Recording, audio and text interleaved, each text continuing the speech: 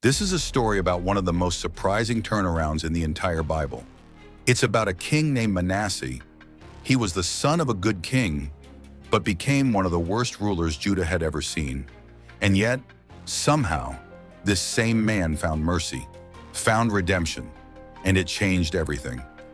But to understand what happened, let's go back to the beginning.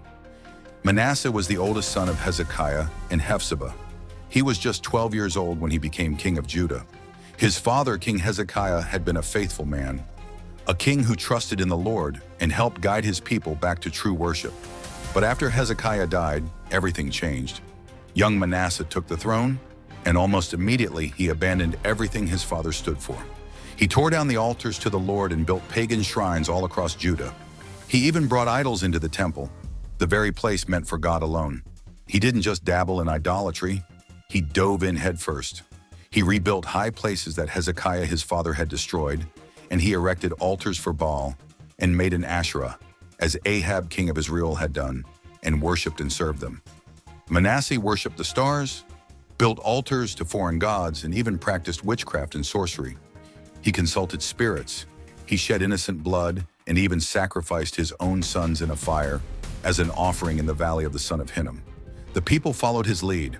Manasseh led the people of Israel astray to do more evil than the nations whom the Lord had destroyed before. Judah became a nation full of darkness.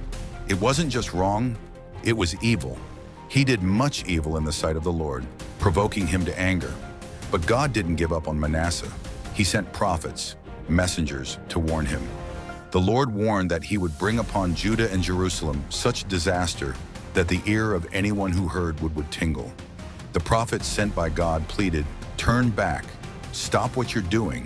The Lord is merciful, but if you keep going this way, judgment is coming." But Manasseh wouldn't listen. He ignored the prophets. And so, judgment did come. The Assyrians, the superpower of the time, swept into Judah like a storm. They captured King Manasseh, put a hook through his nose, and dragged him off to Babylon in chains of bronze. The mighty king who once defied God was now a prisoner, alone, powerless, humiliated. And in that dark prison cell, something unexpected happened. Sitting in a dungeon far from home, Manasseh finally woke up. He remembered the God of his father, the one he had ignored, defied, and dishonored. And he prayed. Not a grand royal speech, not empty words. He humbled himself and repented. He admitted he was wrong. He asked God to forgive him. And God did.